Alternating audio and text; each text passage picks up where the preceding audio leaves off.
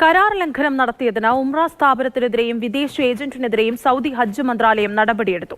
സുരക്ഷിതമായ താമസ സൗകര്യം ഏർപ്പെടുത്താതെയാണ് നിരവധി തീർത്ഥാടകരെ സൗദിയിലേക്ക് എത്തിച്ചിരുന്നത്. തീർത്ഥാടകർക്ക് ഗതാഗത സേവനങ്ങൾ നൽകുന്നതിലെ പോരായ്മകളും നടപടി സ്വീകരിക്കാൻ കാരണമായി. അംഗീകൃത കരാറിനനുസൃതമായി തീർത്ഥാടകർക്ക് താമസ സൗകര്യം നൽകുന്നതിൽ പരാജയപ്പെട്ടതിന് ഒരു ഉംറ കമ്പനിയെയും അതിന്റെ വിദേശ ഏജന്റിനെയും സസ്പെൻഡ് ചെയ്തതായി സൗദി അറേബ്യയുടെ ഹജ്ജ് ഉംറ മന്ത്രാലയമാണ് അറിയിച്ചത്.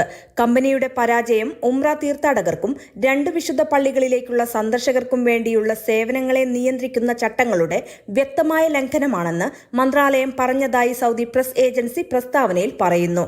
കരാറിൽ ഈ സേവനങ്ങൾ രേഖപ്പെടുത്തിയിട്ടും സുരക്ഷിതമായ താമസ സൗകര്യം ഏർപ്പെടുത്താതെയാണ് നിരവധി തീർത്ഥാടകർ സൗദിയിലേക്ക് എത്തിയതെന്ന് റിപ്പോർട്ടുണ്ട്. ഇത് സ്ഥാപിത നിയമ ചട്ടക്കൂടുകൾക്ക് കീഴിൽ കമ്പനിക്കും അതിന്റെ വിദേശ ഏജന്റിനുമെതിരെ ഉടനടി നിയന്ത്രണ നടപടിക്ക് കാരണമായതായി മന്ത്രാലയം പറഞ്ഞു.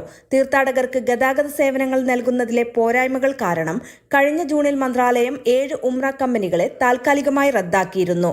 ലോകമെമ്പാടുമുള്ള 17 ലക്ഷത്തിലധികം മുസ്ലിങ്ങൾ ഇക്കഴിഞ്ഞ ജമാദുൽ ആഖിർ മാസത്തിൽ മാത്രം ഉംറ നിർവഹിക്കാൻ രാജ്യത്തെത്തിയതായി സൗദി ഹജ്ജ് മന്ത്രാലയത്തെയും മക്ക മദീന പള്ളികളുടെ കാര്യാലയങ്ങൾക്കായുള്ള ജനറൽ അതോറിറ്റിയെയും ഉദ്ധരിച്ച് നേരത്തെ സൗദി പ്രസ് ഏജൻസി റിപ്പോർട്ട് ചെയ്തിരുന്നു. Mathrubhumi news, Mecca.